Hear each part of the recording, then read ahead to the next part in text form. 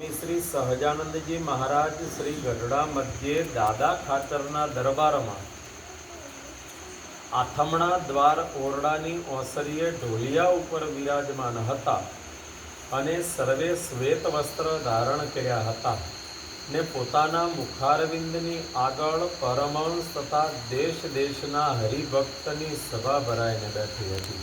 1885ની એ સાલ છે। કારતક સુધી દશમનો દિવસ છે। ગઢપુર દાદા ખાચરનો દરબાર છે।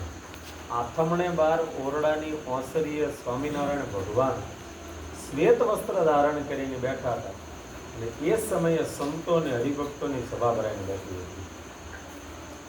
પછી શ્રીજી મહારાજે કૃપા કરીને એમ વાર્તા કરી છે, ભગવાન સંબંધી શબ્દ સમજો બહુ ધ્યાનથી।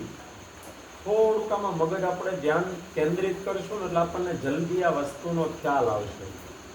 ગોવિંદભાઈના જીવનમાં જે ભગવાન પ્રત્યેનો ભાવ હતો, જે નિષ્ઠા હતી, સંતો અને ભક્તો પ્રત્યેનો જે ભાવ હતો, એ વસ્તુ અહીંયા આમ સેટ થાય છે।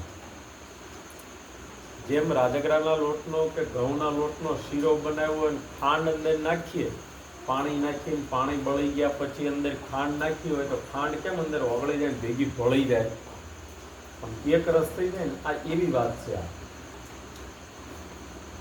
પછી શ્રીજી મહારાજે કૃપા કરીને એમ વાર્તા કરી છે, ભગવાન સંબંધી ભક્તિ, ઉપાસના, સેવા, શ્રદ્ધા